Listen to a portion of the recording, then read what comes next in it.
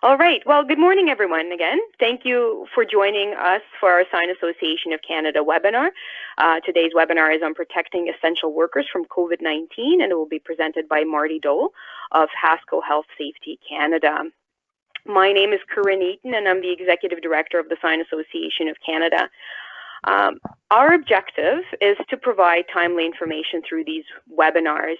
And this webinar especially is important because as we are in each province talking about slowly opening up our businesses, we need to talk about what we need to do to protect our employees and just essential workers in general. And so hopefully you will get the information that you're looking for. So before we begin, I will take a few minutes to review some of our member tools and resources that we have for our members to ensure that you are aware of all the latest initiatives. And after that, I will introduce our speaker, Marty Dole. The question and answer portion of the session will be after the presentation. And so through the question box on your right-hand side, you will see question box. You can enter it in and, through chat. Hillary, which one was it? Is it chat or questions that you wanted? Questions. Great. Okay, so in the questions, you will be able to indicate or type in your questions, and Hillary will read them out for Marty. And lastly, this presentation is recorded and will be available to all attendees after the session, as well as any members who want to listen in after the fact through our library. So let's begin. All right. So as a member, we want to remind you that you are part of our multidimensional association. You are a member of your local chapter and region. You're a member of the Sign Association of Canada. And if you're a Class 1 member, so a sign manufacturer, you're also part of the International Sign Association. As we find ourselves in these extraordinary times with no real blueprints to follow, both for businesses and for employees, the Sign Association has been working hard to provide useful information to our members. So here are just a few tools I want to bring to your attention. If you haven't been yet to ISA's site, the Business Resources page, do go out there. They update it on a daily basis. So it's signs.org/BCRC, and you will find lots of useful information on impacts for businesses, health and safety, stay informed, but also as businesses are going to start ramping up, just with useful tips and tools. The next one is Sign Association of Canada's resource page, also titled COVID-19, and this is more Canada-centric information, latest information from Government of Canada, BDC, Chambers of Commerce links, and there were also links pertaining to each province, so depending on where you are. Further, as most of us are currently at home, it could be also a good time for professional development. And I wanted to remind you that ISA has developed a library of over 70 e-learning courses pertaining to the sign industry. So topics range from marketing, sign design, intro to vehicle wrapping, to print and project management. And this could be used both by people who are new to the industry as well as industry veterans who are looking to update their knowledge. We are social, so I wanted to remind you of that. Make sure you connect with us, whether it's with ISA, but also Sign Association of Canada, Ontario Sign Association, Alberta Sign Association, ACI, and the YPN. So if you're a young professional in the industry, do connect with all these platforms, whether it's Twitter, Instagram, Facebook, LinkedIn. So whatever your poison is, do connect with us, because this is the fastest way for us to share up-to-date information, whether it's webinars or courses or any other updates. Check us out. And newsletters, make sure you're subscribed to our newsletter. And if you're the manager or owner of a sign company, make sure that your employees are also subscribed, so that the newsletter doesn't get stuck in your inbox. And so right now, ISA is sending out daily updates. They are sending out the daily digest, and the Sign Association of Canada has also increased its newsletter frequency from monthly to bi-weekly to ensure that our members are kept informed. And of course, each region, Alberta, Ontario, and ACI have their own newsletters as well. So make sure that you are on those lists. For Sign Association of Canada, connect with Tina Kendrick at sacmembership@signs.org to ensure that you are on the SAC's email list. And right now, I will introduce our speaker. So our speaker, Marty Dole, is the president, founder, and CEO of Haskell Health and Safety Canada, a workplace health and safety training provider and home of the Safety Cloud, a safety software for any industry. Marty is certified training and development professional, a certified occupational health and safety professional, and business marketing graduate. He's a member of the CEO Health and Safety Leadership Network and is on the editorial advisory board at OHS Canada Magazine, a national safety publication, where he's also a contributing writer. All right, I am giving the mic over to Marty. Thank you, Marty. Excellent. Thanks very much, Karen. It was great to see some of the resources that you have for COVID-19. I put together a resource page as well for people, and we'll give that to them at the end. Some of them will be the same, so that's great to see that. So today we'll walk through the presentation. Let me just get to the first screen here.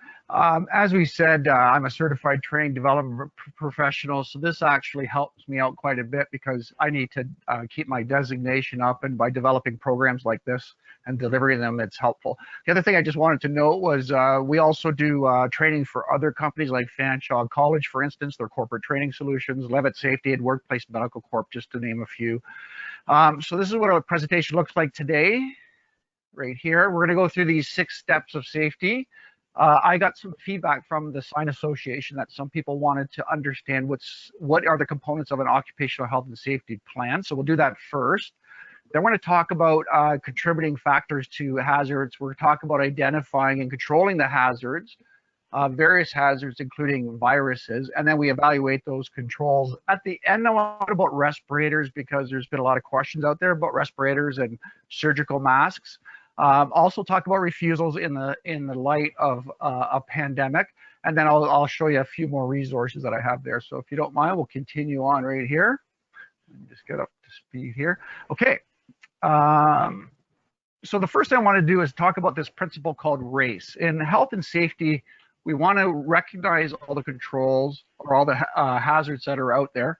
We want to assess those controls or those hazards to determine whether or not we need to deal with it right away or deal with it in the future. And then we go back and evaluate the controls after we've put them in there. So we've heard about COVID controls being hand washing, separation of people.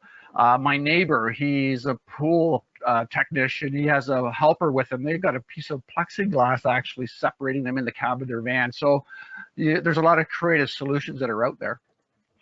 So with regards to the occupational health and safety plan, this is basically the tabs in a book that you would have if you were to look at a health and safety plan.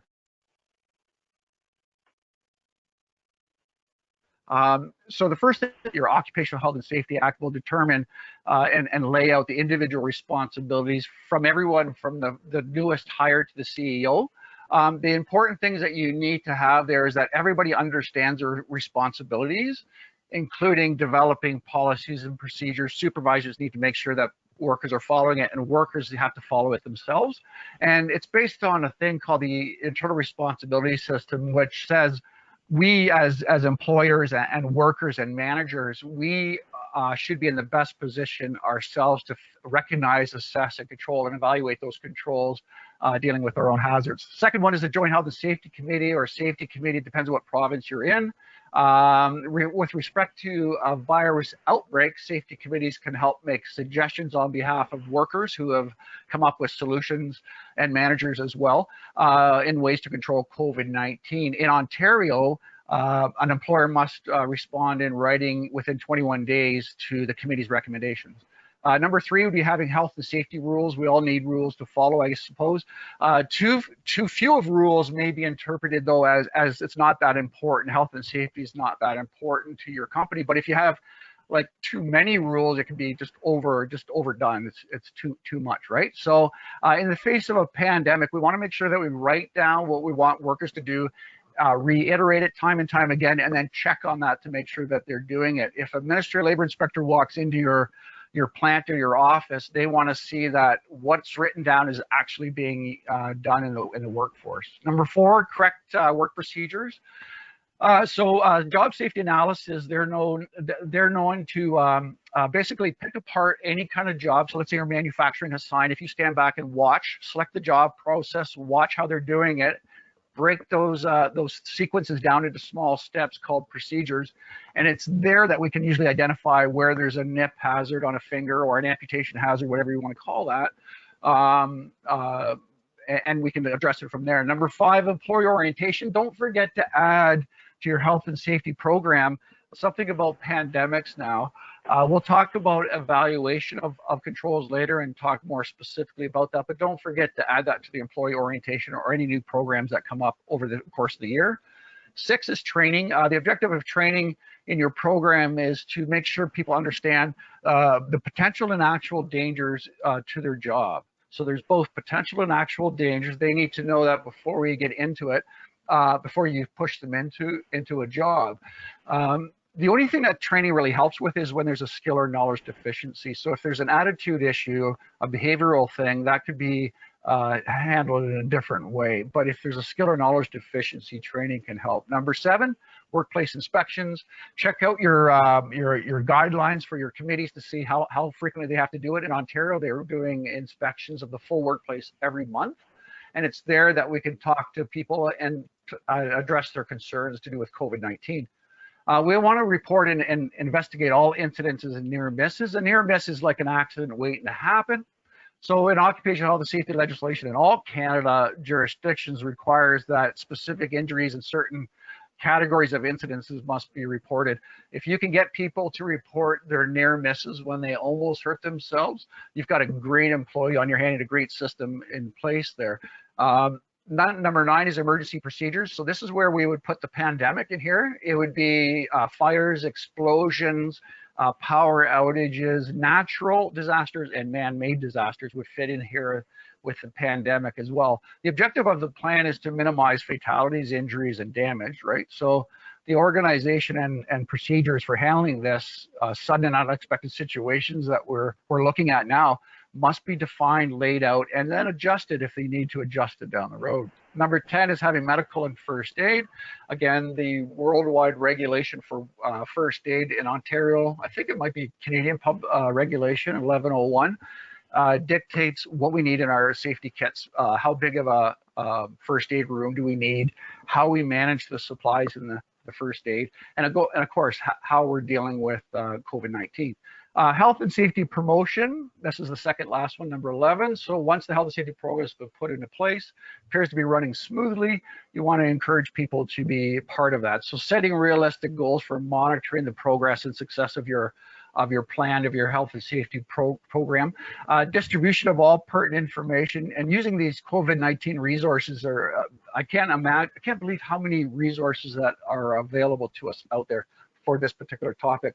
And then continuing education and training, including general meetings, tailgate talks, whatever you want to call them, and one-on-one coaching. And the last one is just workplace specific things like WHMIS 2015. Everybody needs that, but not everybody needs lockout procedures, maybe mobile crane bucket truck operations, things like that. Personal protective equipment or PPE. But of course, we now have to make sure we have pandemic emergency procedures in place as well. We'll talk about that a little bit more in the next section. So when it comes to sorry about that, let me get back to this. For senior management, they can demonstrate their commitment and support in many different ways, right? Providing the proper resources, time, money, personnel, ensuring that employees are trained and certified where required. For instance, everyone who wears a respirator, you have to be trained in how to don it and doff it properly. Number 2, we want to make, or number 3, we want to make sure all occupational health and safety information is relevant, up to date for all workers to read, including occupational health and safety performance as part of their annual review. Attending health and safety meetings is another way for senior manager to demonstrate their support. Going out to the job site to see how they're implementing the safe work procedures is another great way to do that as well too. I don't know why it keeps going backwards like that. I think it's because my toolbar is coming up. And this.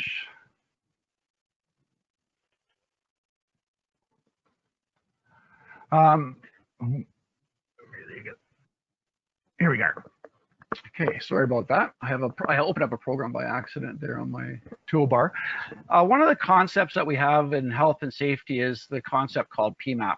And PMAP, what it does is it's a methodology for organizing and managing and controlling the hazards in our workplace. We train safety committees to organize their findings and their inspections in this way. And in addition, this methodology is great for accident investigation and workplace inspections. So the 5 areas where hazards come from, and there's only 5 of them there, are people, equipment, material, environment, and processes.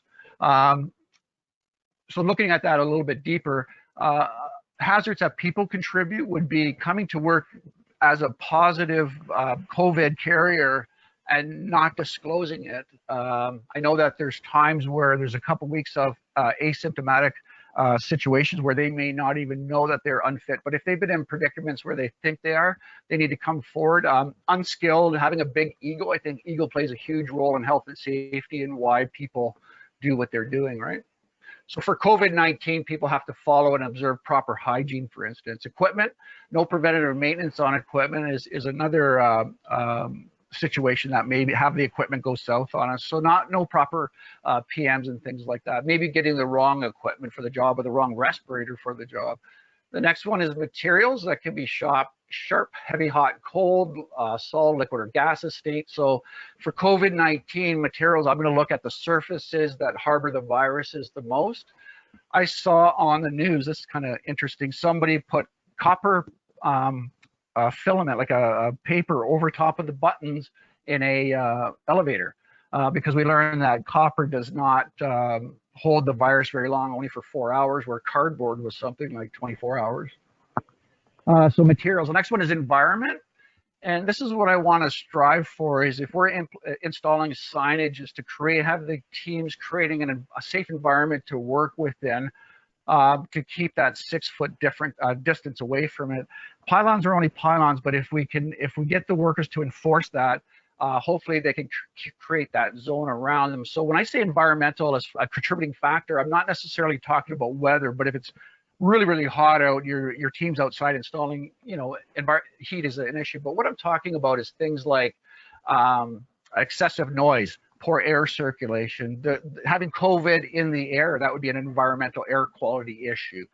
Congestions, things like that. So people are sneezing and coughing and laughing and that stuff. If you've got COVID-19, that can get out into the environment, right? And the last one is the process. Very important to have safe work procedures written down so that you can prove to the Ministry of Labor that this is actually what we're doing here. So processes for proper hand washing, working in teams, working in a public setting. We can't just let the workers go off on their own and try to figure out this COVID thing on their own. We have to give them guidelines for that, right?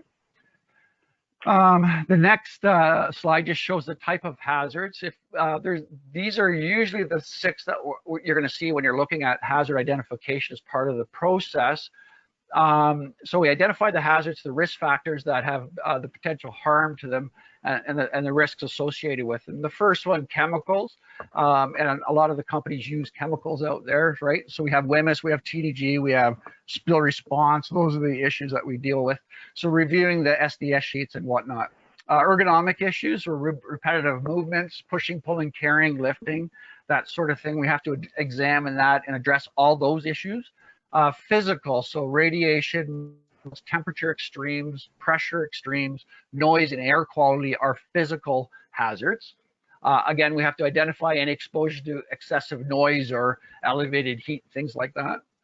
Psychosocial, so we have stress in there. Workplace stress is the harmful physical and emotional response that can happen when there's a conflict between a job demand and an employee and the amount of control that they have. Maybe most people think workplace violence and bullying acts as physical assault. However, it's a much broader spectrum now.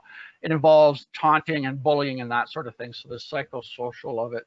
Lots of resources on your resource page for that as well.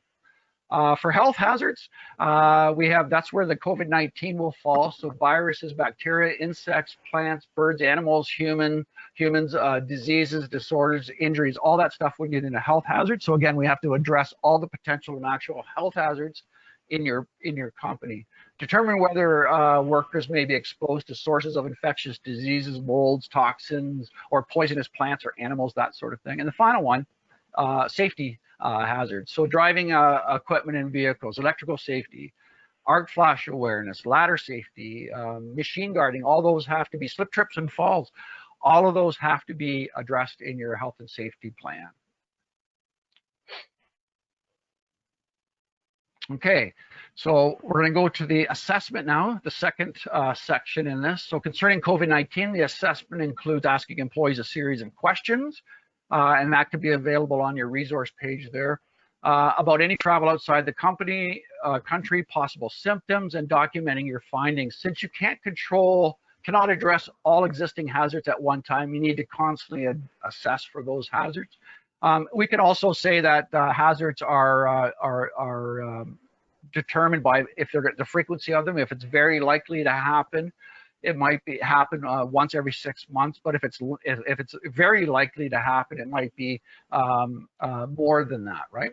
So if you take a little bit of a closer look here at this risk assessment table, I wanted to ask you a question here about where you would put COVID-19. You don't have to respond in the question field at all, but you could if you wanted to.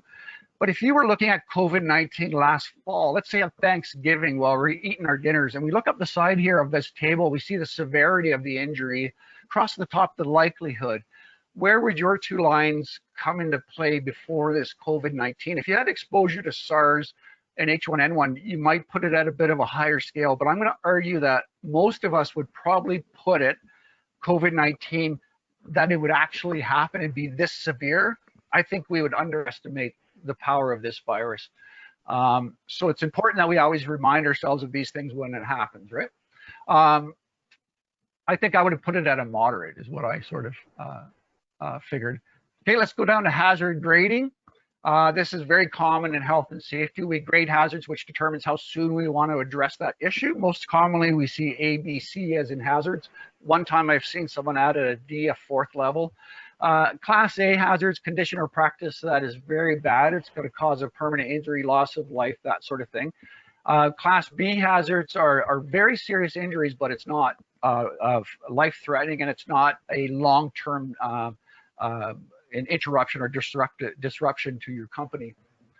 Class C is a condition or practice that's likely to cause a minor or non-disabling injury or illness. It's non-disruptive and that sort of thing. So again, where would you put COVID-19? If it's a Class A, then we need to hang up the phone and get dealing with it right away, right? So the question is how many people would have had the pandemic emergency written out? If you don't have a pandemic emergency plan written out, this is a good time to start developing one. So it's important that you do look at that. Okay, the next section will be on control. So we've done the recognize, the assess. Now we're into controlling the hazards. If we cannot eliminate the hazard, that's the goal altogether, is to eliminate hazards. And if we can't do that, then we have to deal with it in the most effective way. And with the hierarchy of controls, it's important that we look at, hold on.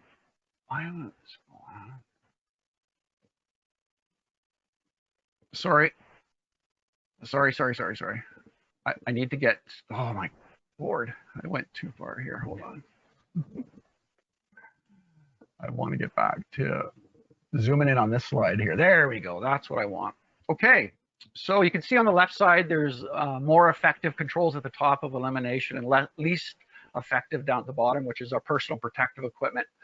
So elimination, and when we think about elimination, if we can do that, that's great. We can't eliminate COVID from the air outside. We can't, there's no way to do that. So the thing that we want to do is isolate people in here. So practicing isolation to prevent the spread of the virus is the most effective control there. We can eliminate the work. We can eliminate going into a public setting for a retail client to put stickers on the floor if we wanted to, right? The next one is substitution. We can substitute policies for different policies. We can substitute our safe word procedure. We can add different steps into it. We can substitute a less harmful chemical for a cleaner, for a less harmful one. But in this case with COVID-19, it's social distancing, which is different than the isolation. So to effectively substitute the hazard associated with COVID-19, we have to practice social distancing. The next one is engineered controls, physical barriers, air handling systems like that. Those would be the things that we would use as engineering controls to try to control COVID-19. I mentioned earlier that if we're working with the public out there with people around us, creating an environment using engineered controls like barriers, caution tape, that sort of thing, and having someone stand there to monitor it. I know it gets more costly when more people are involved, but that might be one way to continue on. Engineering controls such as physical barriers separate people, HVAC systems displace air or replace air. Right. And the next one is admin controls. Every safe work procedure is considered to be an administrative control. I would argue that every single hazard control that you implement has to have an administrative control attached to it, because you need a safe work procedure, a written document that tells the worker when they need to use that personal protective equipment, for instance, right? So we're always going to have an admin control, a safe work procedure. In this case, we'll talk about, post a picture up in the washrooms for proper hand hygiene, that sort of thing. Training individuals for hand hygiene is another way to deal with COVID-19. But administrative controls are usually paper-based, they're signage, it's disciplinary policies and that sort of thing. The last one there is the PPE, and it's always the last line of defense, because if that fails you, there's nothing left there to protect you. If someone's wearing a respirator and they have any more than 24 hours of facial hair, this is based on 3M standard, then they're not going to get a proper seal or a proper fit. So things like that are very important that we have good knowledge of the PPE. We also, one of the most important things you can do with PPE is understand its limitations, right? If you were to use a cartridge on a half-mask respirator, you would be breathing in COVID. It wouldn't do anything for you because it's only good for gases and vapors. So understanding the PPE's limitation is really important. Gloves, masks, that sort of thing. Okay.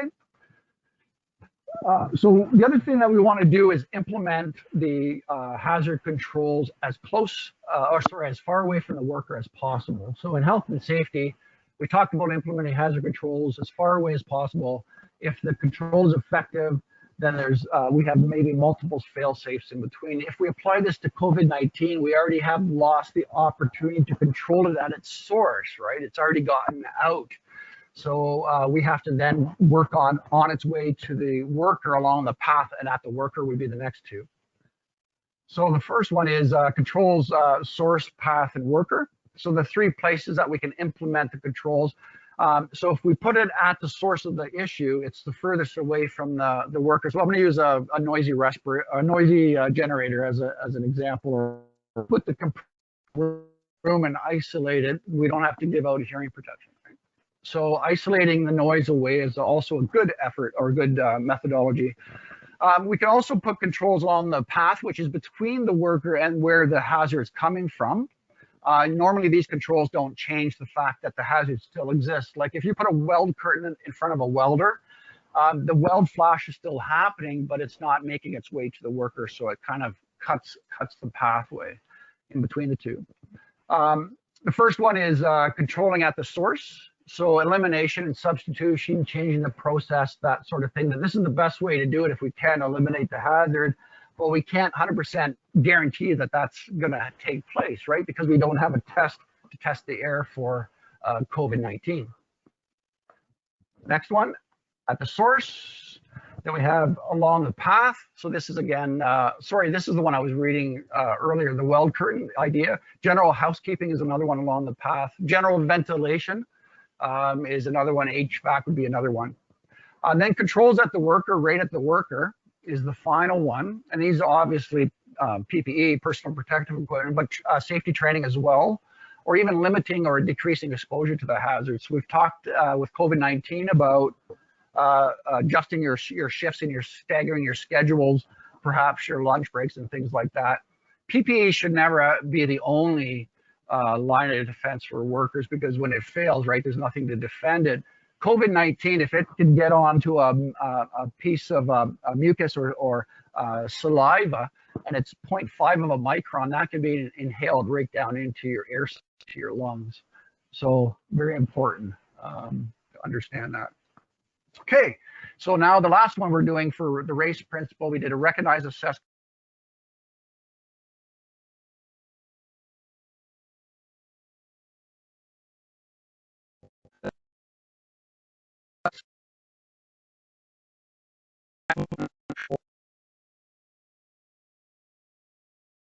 monitoring that to make sure it's effective.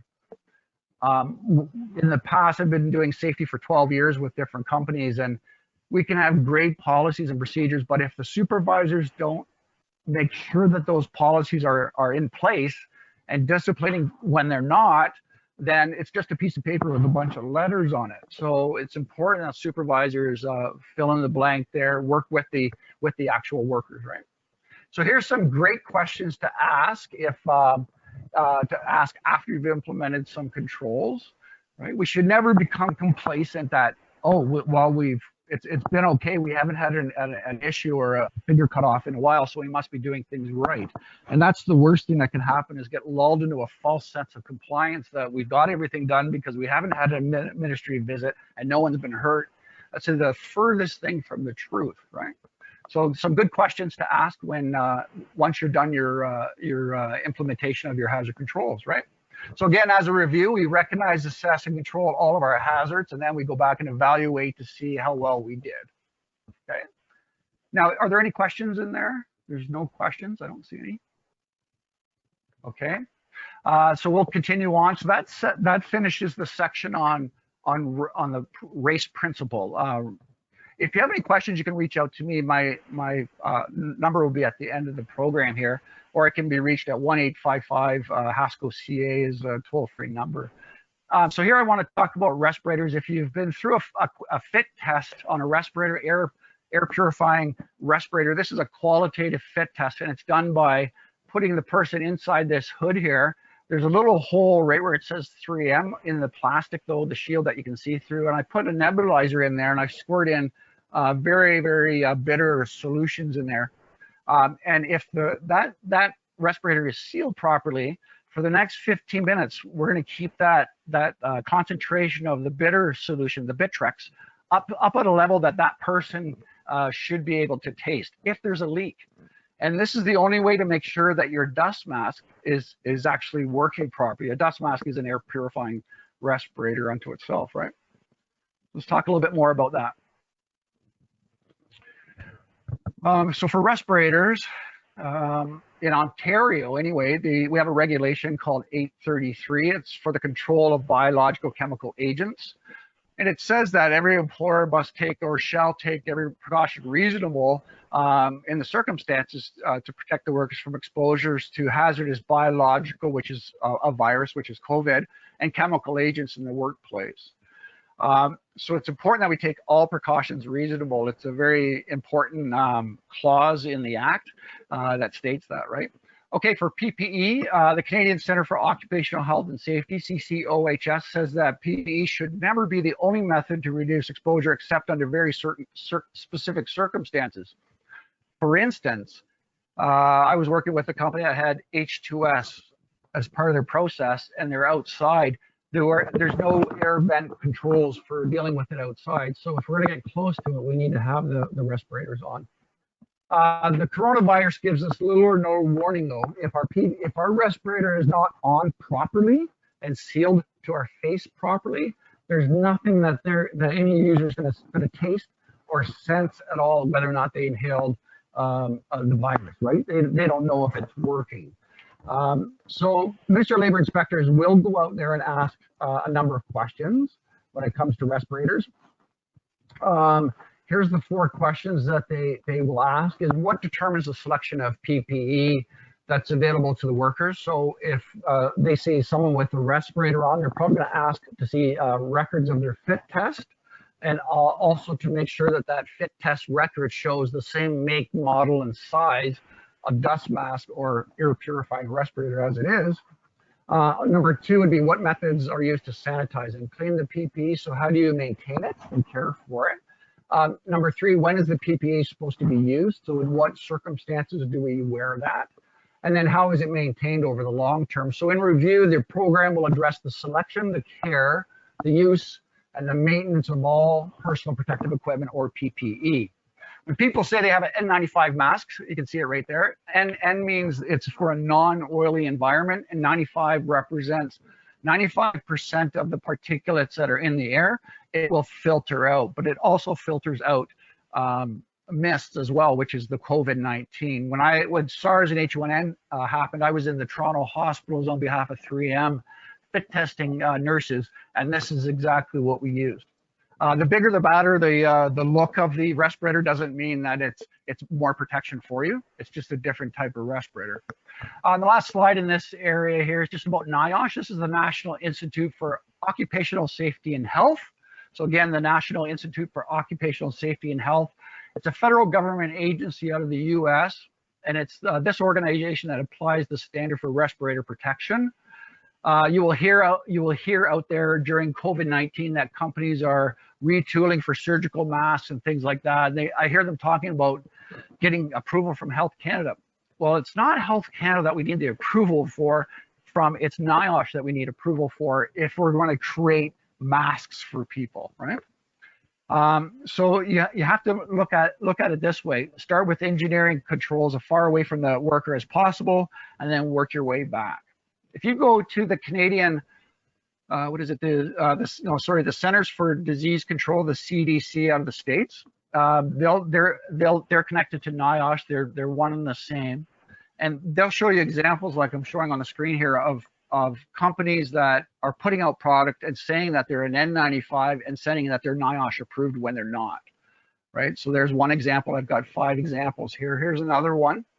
Again, I'm looking for NIOSH all the time on it. I'm not necessarily, I could be duped by this quite easily, probably.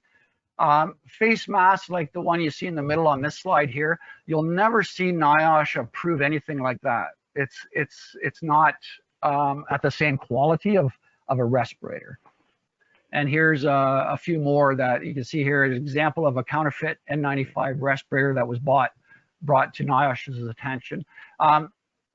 All the pictures you see on the screen here, again, are not, if they say NIOSH on a face mask like this, it's even on a surgical mask like the doctors wear, it's not NIOSH approved. And the reason why I'm talking about this is because in Canada, if you're going to hand a respirator to a worker, it has to say NIOSH on it.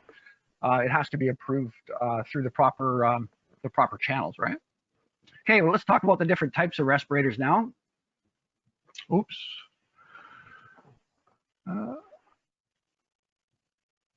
Right here, the 2 types of respirators, air purifying respirators, which have filters or cartridges to clean out the air as we breathe in and out through them.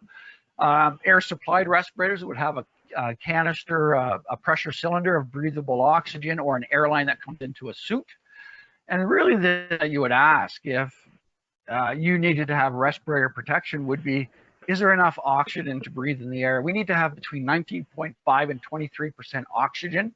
Usually we have 20.9 in the air at any given time. If we have enough air to breathe and keep conscious, then hopefully we can purify the air that we're breathing rather than supplying the oxygen. If you had a SCBA, a self-contained breathing apparatus like the firemen wear, that is the ultimate protection. But I don't see anybody on this call today outfitting all their employees with SCBAs like the firemen going in there to do work. But ultimately, that would be the best protection available. Okay, so air purifying filters. So I just wanted to show you on the picture here on the left side at the bottom. That's one that can be a filter, and it's actually got a cartridge hooked to it. But that can be screwed onto a rubber half mask. They can't be 3M filters and cartridges don't fit on somebody else's, on Moldex products. They can't be interchanged, right, between different manufacturers. But again, let me just zoom back in on that. This one, 3M 2091, that's a flat, it's very flat. It says P100 on it. It's good for oil environments. So if you're welding, and it's good for 100% of the particulates. That would be another one that you could wear with the half mask and have ultimate protection, right? And here's the classifications of the different nomenclatures. So non-oil N95, you see that 95% protection covered. Okay, so we're always looking for the NIOSH symbol on there. And I wanted to show you this little slide here because it's interesting. Like I said earlier, I probably could be duped by this myself, but these are examples of where to find the NIOSH markings. This will be on your resource page as well. Okay, just a couple more slides and then we'll be done. So understanding the difference between the surgical mask, the N95, and the elastomeric or rubber half mask. So this is a document that the CDC put out, which is really good to help us to understand where do we fit the different products into the picture. So if we're looking at the face seal fit, the surgical mask, therefore, if you inhale, you can inhale the virus around the mask from all sides, right? It's only there to stop someone spitting outwards. So when we've seen people wear these surgical masks in different countries for smog, they're actually not doing any good whatsoever. It's all for the exhalation of it, right? If we move to the center column, we see tight fitting. That would be for the and also for the rubber one, it's tight fitting. And yes, you need a fit test for them. My company, I offer fit testing as a process as well too, where we have that hood go over top of them. And we'll see the user seal check there. There's no requirement for a user seal check on a surgical mask, but this is the only thing that the worker will do on their own to determine whether or not they have a proper seal when they're out there on the job site. So nothing else is going to tell them, because you can't always detect by smell or taste when you have airborne.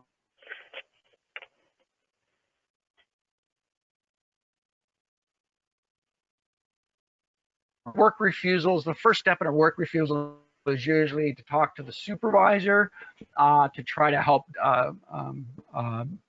fix the issue or the problem that the worker has. But I wanted to share with you something here from the Public Service Alliance of Canada, because they said here that the hazards related to the COVID-19 pandemic, if the worker believes there is a hazard, number two, a concern is communicated to the manager, and three, the seriousness of the perceived danger justifies the risk, then we have to stop then and take a look at that and refuse. It also says here, I have underlined an important part, that fear alone of potential exposure to COVID will not is not an adequate reason for refusals. But if you have not put into place all these different things that we're hearing, like what you see here on the screen, all these tips, if we don't do any of that stuff, then we're going to have workers refuse. If we do all these things, this is how we respond to a refusal, is by saying we have all of these different things into place. If the worker has objective information that they believe for some reason that you're not doing enough, then they can go ahead and refuse unsafe work. And the refusal process, it might be different in other provinces. The first step is to talk to the supervisor, let them try to fix the problem before going external to the Ministry of Labour. In Ontario, we call the Ministry of Labour section as stage 2 there. So the first thing to do is to call upon the supervisor, and then next the worker representative from a safety committee would be there to determine whether or not, to discuss whether or not it's serious enough to shut the work down or to refuse it. And if they can't come to an agreement, then the Ministry of Labour comes in and does an investigation. Whatever the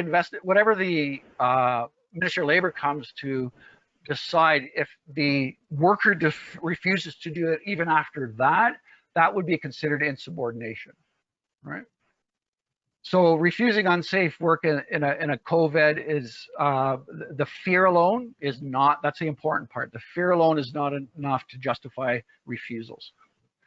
So pending the investigation, the Ministry of Labour, you might be able to find other work for the worker, but the worker would then be waiting for the Ministry of Labour to show up. Refused work can be offered to other workers as long as you tell them why that person refused in their presence and in the presence of the safety person too. Then we can ask somebody else to do the work. If somebody else does do the work and gets hurt, doesn't mean that we're off scot-free. We're still responsible for that. And then a couple of references here are resources. The first one is the Canadian Center for Occupational Health and Safety, a very good one. It's on your resource page as well. CSA standards, this is good for across Canada. Then I looked to the CDC in the States and NIOSH as well, World Health Organization, and I've been following John Hopkins' website, and they have an up-to-date tally of all of the whole epidemic around the world. And then there's also some information from Health Canada, from Ministry of Labor, and also for the Industrial Health and Safety Associations out there. So that concludes the 6 steps to safety. I hope you took something from that. One thing I do want to talk about just in closing, one of the pieces of feedback that I heard going into this webinar was that some workers might feel that they might be in trouble with the police if they're seen out there working. So this is what you see on the screen is from the Ministry of Labor.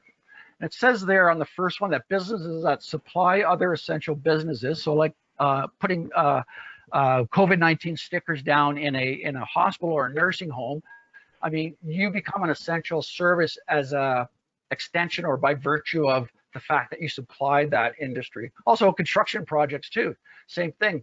Services associated with the healthcare sector, including new facilities expansion. If you're installing spit guards and plexiglass and stuff like that, you become essential as a component of the bigger picture. And I think I can turn that over now to Karen. Well, thank you very much, Marty. Lots of useful information. So right now, to our attendees, if you have any questions, please write them down in the questions box on your right-hand side. I have a question also, so while we wait for questions from others, so one thing that is clear is it's really important to have processes written down, but there's so many processes, Marty. Is there, where can a sign company turn to get help with writing all of this down so that it's done properly? Right, in the resource, it's a good question. In the resources, they'll find in there that they can find basically a layout or a template for this. They can cut and paste from the legislation as well if they wanted to. I would be taking stuff from your provincial Ministry of Labor site when it has to do with the COVID-19, and in Ontario the IHSA, that resource link, they have the ones there. That's the one that has the templates in place. So that's helpful. And if anybody has any problems with that, they can reach out to me and I can help them with that. Perfect. Thank you. Hillary, do you see? I'm not getting any questions from our attendees right now. Okie dokie. Perfect. I think that means Marty has answered everything. Yeah. Perfect. If there is any questions, they can reach out to me by emailing me or calling the number on the screen there. That's fine.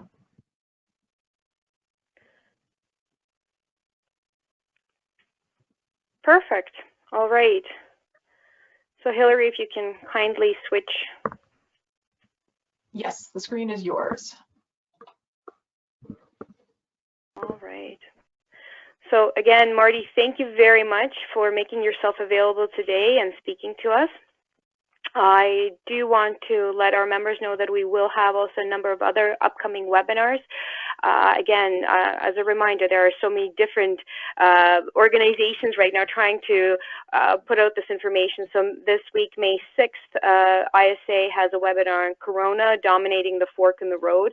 I think it's going to be an excellent webinar. So again, reminder that all of our Class 1 members can register for free for these ISA webinars. On May 13th, we are going to have a fireside chat on sign permitting. And so it's going to be a fireside chat with David Atkinson of 5-Star Permits, Svetlana Levant of Permit World, and Joey Matwichuk of Permit Solutions. So we're going to have cross-Canada representation, and again, it's just chatting about what they see in the field of sign permitting. And May 22nd, this is a YPN-led webinar. It's going to be presented by Lee Murphy of Access Signs, and it's on sales strategy in the sign industry from Lee's perspective. So again, just watch out for all of the emails with the invitations to the webinars and register. And we look forward to seeing you